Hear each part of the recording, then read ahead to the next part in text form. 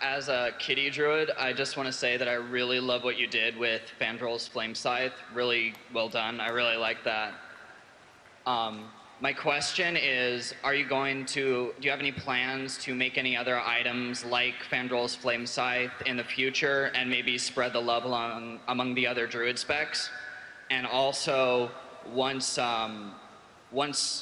we get rid of the items that make the aesthetic form change, will we be able to access the form later through something like transmogrification?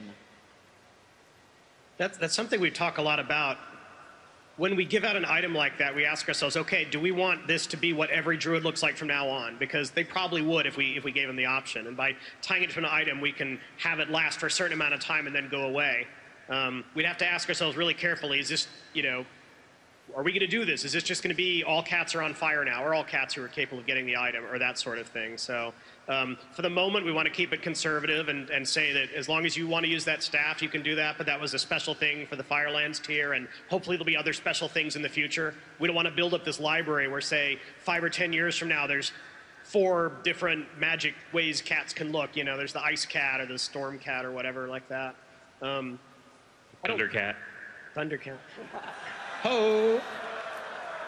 We don't have any existing plans. I can't think of anything in 4.3 that kind of fits that mold. It just is when it makes sense, we'll do it. We had that great model for the Doma fight, and we knew we could stick it on the feral form pretty quickly. We'll definitely do stuff like that in the future.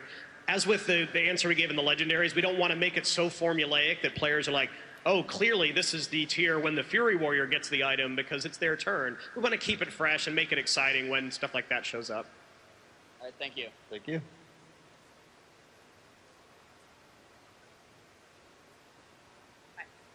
Hi, I just wanted to shout out to my guild, Patronus Di Fortuna from Shadow Council. And as a hunter who's played that class for about 5 years, I want to thank you very much for the recent pet taming challenges that came out in 4.2. They were so much fun, and they really brought the hunter community really together. That being said, and how much we are so proud of all the pets that we've tamed, particularly the rare exotics, it seems really a shame that we're not able to take it into our raids and dungeons when we switch to our higher DPS spec. So I was kind of hoping and pleading that maybe this might be a change either in 4.3 and 5.0. I can maybe kind of sort of understand it in PvP, but when you're going up against an NPC in a raid or dungeon, why can't I have my spirit cat with me while I'm in marksman or survival? You hit on a couple of different issues there. I don't know if you heard yesterday, but we talked about we would let hunters choose any pet, could be ferocity, tenacity, or cunning. So that'll help part of the problem. You can have your traditional, you can have your turtle out there doing DPS if you want to. That won't specifically help the problem where, a Beastmaster only pet is something a Marks hunter couldn't use. And ideally, the answer to that would be Beastmaster DPS is high enough that you can do that, and you don't have to follow you don't have to go Marks and lose your pet in that case. It is interesting in a lot of these cases that BM DPS is really pretty good, and it's a self-fulfilling prophecy because players go and look at the parses and they see a lot of low BM parses and a lot of high Marks parses because the best players out there pick marksmen, and a lot of the BM parses you see are by players who are messing around or don't know any better, and so it skews the data really badly. But when you actually sit down and try to do the highest possible DPS you can do as BM, it's really not that bad. And for a lot of players, their individual skill will have a bigger effect on the damage they're doing than what spec or talent they choose. All right, thank you.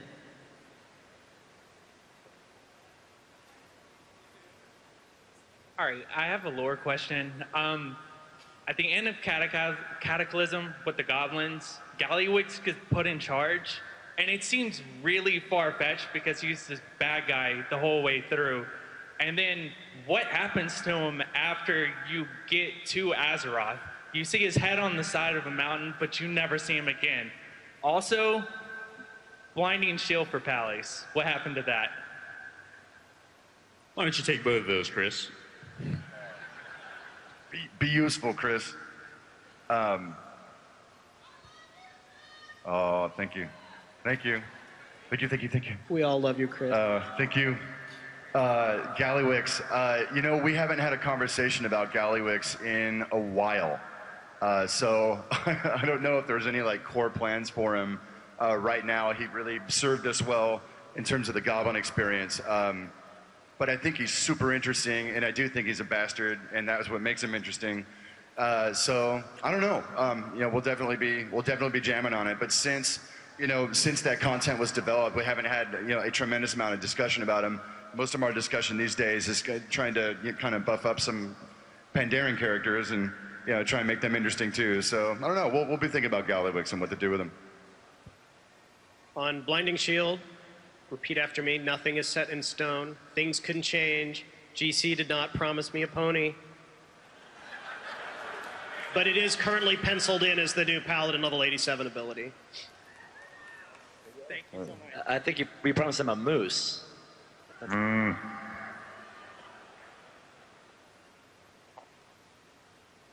have 2 questions for you, please. You don't sound like a chipmunk.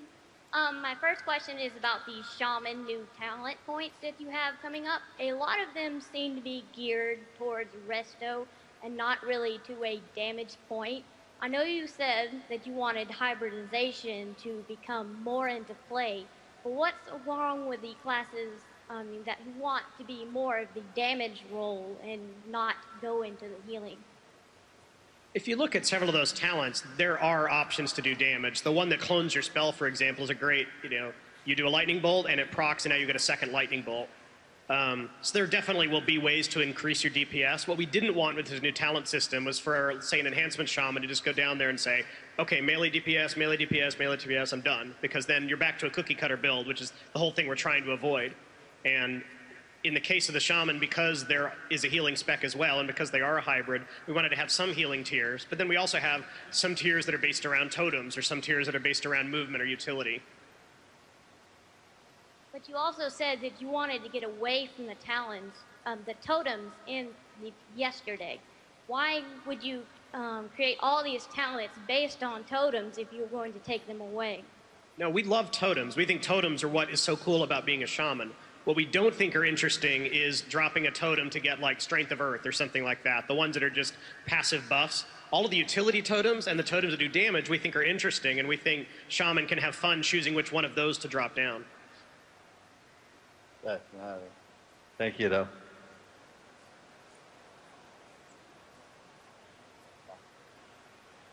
Hi. Hello.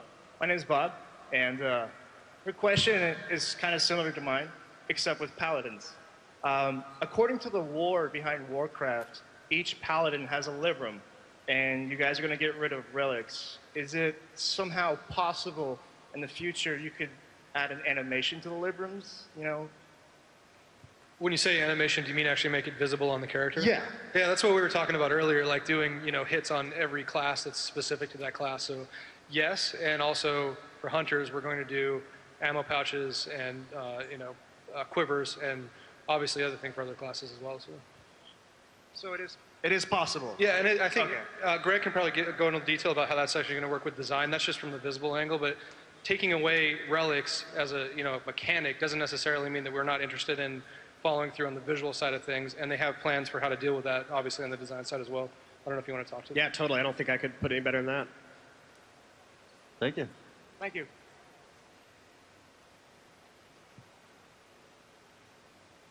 Nice hammer. Thank you, War Chief. You're welcome.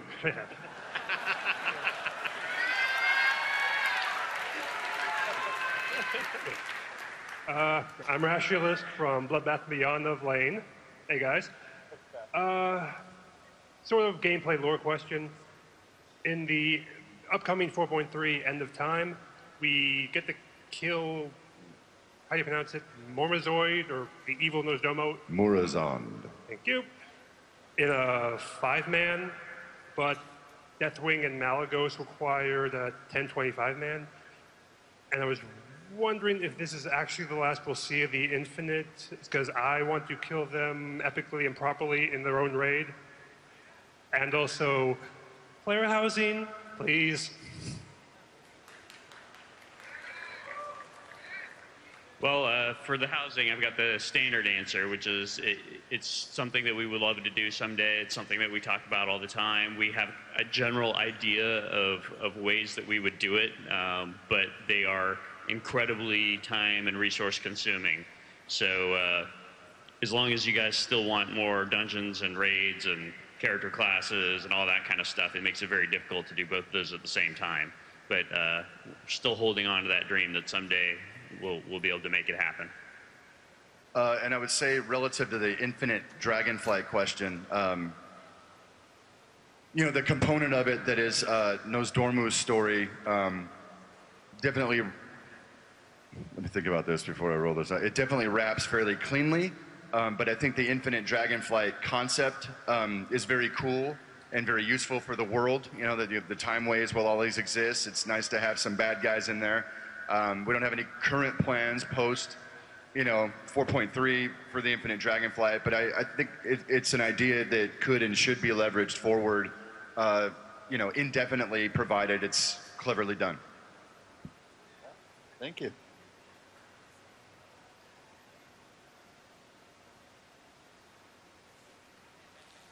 Hi, I'm from Emerald Dream. I have a profession about crafting. For jewel crafting at endgame, it feels a little bland. Is there a possibility that in the future you would add something like trinkets, rings, or neck pieces that you could craft, like blacksmithing and leatherworking, raid drops recipes? Yeah, we could certainly add more trinkets or something like that at the end. It's always a challenge for us to decide when is the right time to add the, add the new recipes. It's not something we do every single tier. And when we do, is there equality among all the different crafting professions? Or are people going to feel like, oh, now I have to go switch and become a jewel crafter because that's the only way to get these great trinkets, and there's nothing equivalent to that anywhere else? I just want to add, maybe there would be a BOE so everyone could use them. Even if they're BOE, it's, I'm assuming you are expecting something out of it as a jewel crafter, like gold or something like that. So it's still kind of giving something to one of the professions that the other professions aren't getting. Thank you. Thank you.